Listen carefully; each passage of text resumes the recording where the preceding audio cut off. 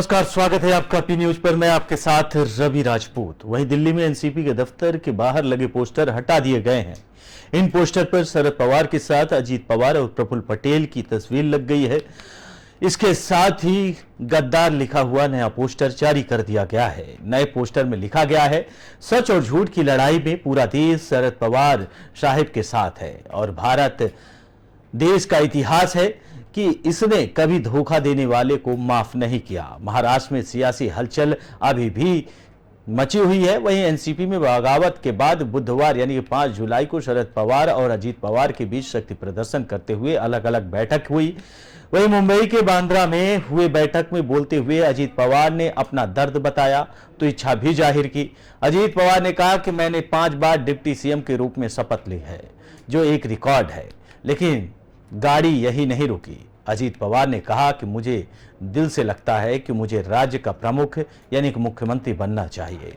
मेरे पास कुछ प्लान है जिसे मैं कार्यान्वित करना चाहता हूं, उसके लिए मुख्यमंत्री बनना जरूरी है।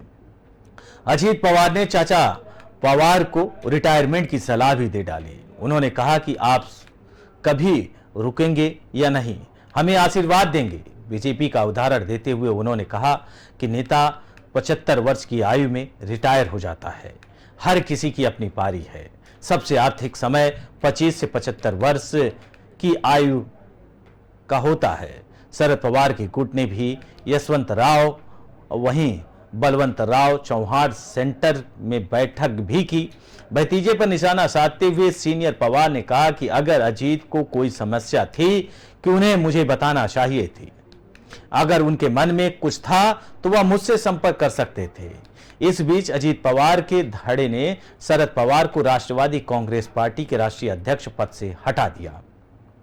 बुधवार को अजीत पवार गुट की तरफ से बयान जारी कर बताया गया कि निर्वाचन आयोग को एक हलफनामे के जरिए सूचित किया गया है कि अजीत पवार को बीती यानी 30 जून को एनसीपी के सदस्यों के बहुमत की ओर से हस्ताक्षरित और प्रस्ताव के माध्यम से एनसीपी प्रमुख चुना गया। बुधवार को दोनों गुट की बैठक में शक्ति प्रदर्शन भी किया गया।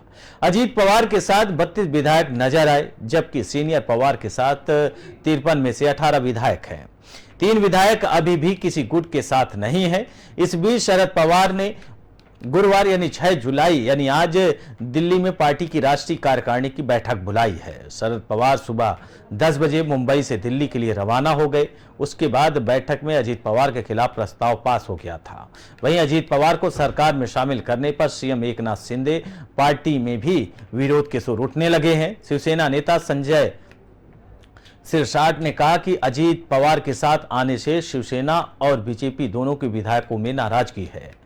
हमें किसी और की जरूरत नहीं थी। सीएम को हमने इस बारे में बता दिया है। सीएम और उप मुख्यमंत्री दोनों ने हमें आश्वस्त किया है कि सभी के साथ न्याय होगा।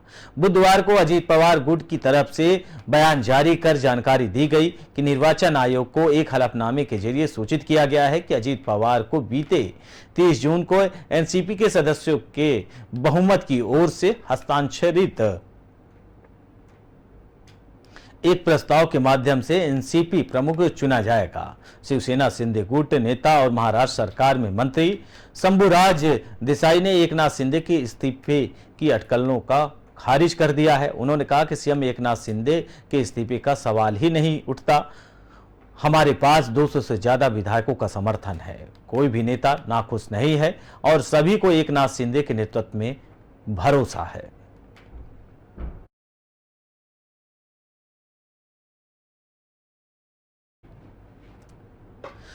बढ़ते हैं अगली खबर की ओर, जहां मध्य प्रदेश के शिवराज सरकार सीधी पेशाब कांड मामले में डैमेज कंट्रोल में जुट गए हैं। गुरुवार को मुख्यमंत्री शिवराज सिंह चौहान ने पीड़ित आदिवासी दशरथ रावत से सीएम आवास पर मुलाकात की। उसे भोपाल में बुलाया गया था, जहां शिवराज ने उसके पैर पखारे, टीका किया, शाल ओढ़ाकर सम्मानित किया। सीएम ने घटना को लेकर दुख जताया और माफी भी मांगी। सीएम शिवराज ने पीड़ित युवक के गणेश जी की मूर्ति को भेंट की है, वहीं श्रीफल और वस्त्र भी भेंट किए। सीएम ने पीड़ित से पूछा कि घर में कोई परेशानी तो नहीं है, कुछ भी कोई प्रकार की दिक्कत तो नहीं है, अगर दिक्कत है तो मुझे बताना। शिवराज ने पूछा कि क्या काम करते हो। पीड़ित ने बताया कि वो कुबेरी की मंडी में पल्लेदारी का काम करता है। सीएम ने पूछा कि बच्चे पढ़ाई करते हैं, उनको छात्रवृत्ति मिलती है या नहीं। पीड़ित ने बताया कि बच्चों को वजीफा मिलता है। शिवराज ने कहा कि मुझे बेहद दुख हुआ कि वो घटना देखकर, इसलिए मैं माफी मांगता हूं। मेरा कर्तव्य और मेरे लिए जनता ही भगवान है। शिवराज ने दसमत को सीएम आवास पे नाश्ता करवाया। बता दें कि सीधी पेशाब कांड मामले में बीजेपी सरकार घिर रही थी। कांग्रेस लगातार आदिवासी समुदाय का अपमान करने का आरोप लगा रही है। कांग्रेस नेता राहुल गांधी ने भी शिवराज सरकार पर हमला बोला था। राहुल ने कहा था कि भाजपा राज में आदिवासी भाइयों और बहनों पर अत्याचार बढ़ते ही जा रहे हैं। मध्य प्रदेश में एक भाजपा नेता के अमानवीय अपराध से सारी इंसानियत शर्मसार हुई है। यह भाजपा की आदिवासियों और दलितों के प्रति नफरत घिनौना चेहरा है, वहीं असली चरित्र भी दिखाता है। मध्य प्रदेश की सीधी में एक आदिवासी युवक के पेशाब किए जाने का मामला सामने आया। इसका वीडियो भी सामने आया था। आरोपी प्रवेश शुक्ला पर एक्शन लिया गया है। शिवराज सिंह चौहान ने कहा कि आरोपी पर एनएसए लगाया जाएगा। इस तरह की घटनाएं बर्दाश्त नहीं की जाएंगी। आरोपी के घर बुलडोजर एक्शन होगा। उसे बुधवार को अरेस्ट भी कर लिया गया है। जांच के सामने आने के बाद पेशाब करने वाला युवक बीजेपी नेता है। कहा गया है कि पेशाब करने वाला युवक बीजेपी विधायक केदार शुक्ला का प्रतिनिधि प्रवेश शुक्ला है। हालांकि बीजेपी विधायक ने खुद प्रवेश से पल्ला झाड़ लिया है। केदार शुक्ला ने कहा है कि प्रवेश उसका कोई प्रतिनिधि नहीं है। करीब एक हफ्ते पुराने इस वीडियो के सामने आने के बाद केस दर्ज कर लिया गया है। आरोपी के खिलाफ धारा 294, 506 भारतीय दंड संहिता 71 SC/ST एक्ट के तहत एनएसए की कार्रवाई की गई है। वहीं दरअसल सीधी जिले के कुबरी गांव का पेशाब कांड, ये वीडियो सोशल मीडिया पर वायरल हो रहा था, जिसके बाद तमाम प्रतिक्रियाएं सामने आ रही थी। अब एक बार फिर से शिवराज सिंह चौहान ने इस पूरे मामले से पल्ला झाड़ने के लिए सीधे पीड़ित के पैर पखारना शुरू कर दिया।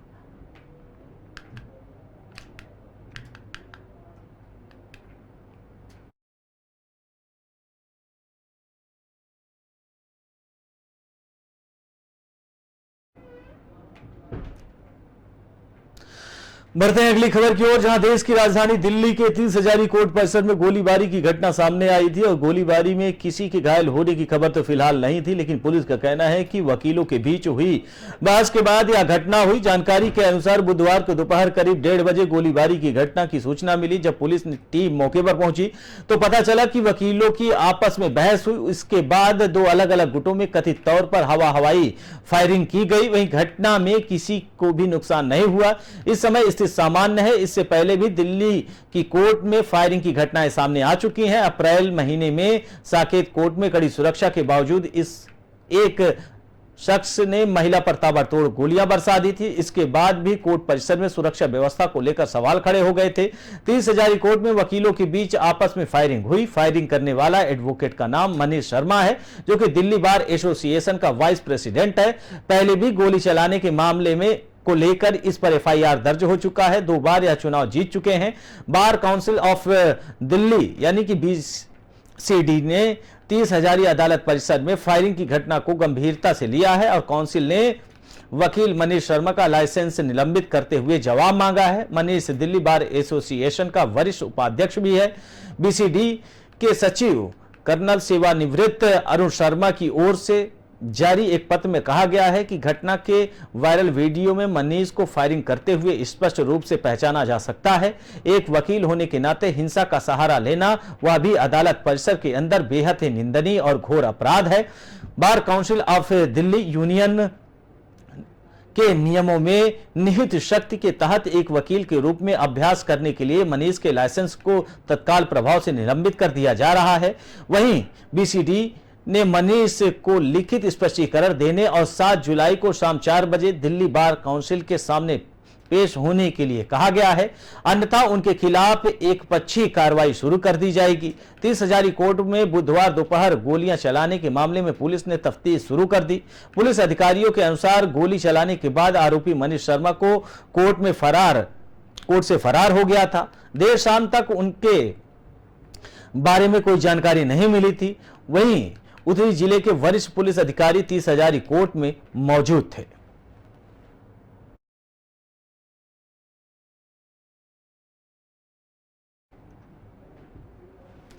बढ़ते हैं अगली खबर की ओर, जहां दिल्ली के रोहिणी इलाके में पुलिस ने एक कॉन्ट्रैक्टर किलर को मुठभेड़ के दौरान गिरफ्तार कर लिया है। दिल्ली पुलिस के स्पेशल सेल ने रोहिणी सेक्टर 2930 से कामिल नाम के एक कॉन्ट्रैक्टर किलर को इनकाउंटर में घायल कर दिया। आरोपी के खिलाफ 12 से ज्यादा मामले दर्ज थे। कामिल के पास से एक पिस्टल भी बरामद हुई है। हाल ही में हुए जामा मस्जिद फायरिंग मामले में एक शख्स की मौत हो गई थी। फिलहाल पुलिस पूछताछ में जुट गई है। दिल्ली पुलिस स्पेशल सेल की टीम ने एक बड़ी कार्रवाई को अंजाम देते हुए रोहिणी सेक्टर 2930 के बीच मुठभेड़ में कॉन्ट्रैक्टर किलर कामिल को गिरफ्तार किया है। हालांकि स्पेशल सेल के साथ हुए मुठभेड़ में कामिल गोली लगने से घायल हो गया है। उसके बाद स्थानीय पुलिस की टीम ने उसे अस्पताल में भर्ती कराया गया।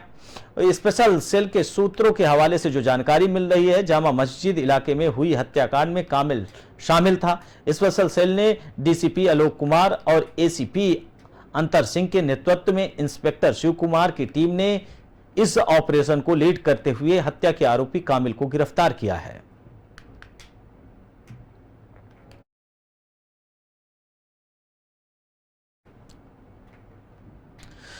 बढ़ते हैं अगली खबर की ओर, जहां दिल्ली में मानसून ने दस्तक दे दी है। बारिश अपने रौद्र रूप में आ गई है। दिल्ली एनसीआर समेत तमाम राज्यों में उमस भरी गर्मी से सितम देखने के लिए मिल रहा था। राजधानी दिल्ली और आसपास के इलाकों में आज 6 जुलाई को सुबह से ही मौसम ने करवट ले ली और गर्मी से राहत मिल गई। दिल्ली, नोएडा, गाजियाबाद समेत कई इलाकों में भारी बारिश हो रही है।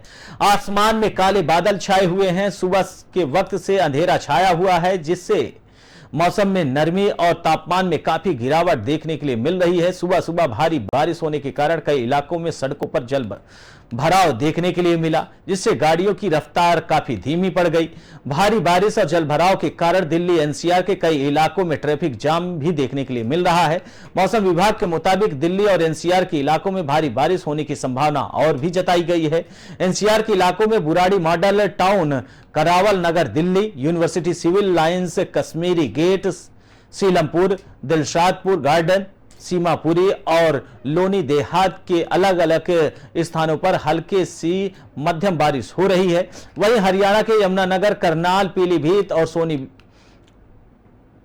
और खरकौदा में अच्छी बारिश दर्ज की गई है। इसके अलावा आपको बता दें कि यूपी के गाजियाबाद, छपरौला, दादरी, सहारनपुर, देवबंद, नजीबाबाद, शामली, मुजफ्फरनगर, बिजनौर, खतौली, हस्तिनापुर, चंद्रपुर, बागपत, मेरठ और छिड़का मोदी नगर की छोरा मुरादनगर, मुरादाबाद और रामपुर, हापुड़, चंदौली और जहांगीराबाद, अनूप शहर और बहजोई, बरेली, शिकारपुर, परसोई और डिबाई, सहारनपुर, कासगंज में भी हल्की बारिश दर्ज की गई है। वहीं मौसम विभाग के मुताबिक दिल्ली में आज पूरे दिन मानसून छाए रहेगा और हल्की बारिश शाम तक होने की और भी उम्मीद जताई जा रही है। इसी दौरान न्यूनतम तापमान 27 डिग्री सेल्सियस और अधिकतम तापमान 35 डिग्री सेल्सियस रहा। वहीं आने वाले दिनों में बात करें तो दिल्ली में एक हफ्ते तक बारिश का सिलसिला जारी रहेगा। हालांकि हल्की हल्की बारिश के आसार जताए गए हैं। वहीं न्यूनतम तापमान में 1 पॉइंट की कमी दर्ज की गई है। इसके बाद 8 जुलाई तक एक बार फिर से मध्यम बारिश से तेज बारिश होने की संभावना है और 9 जुलाई से 12 जुलाई तक हल्की बारिश हो सकती है।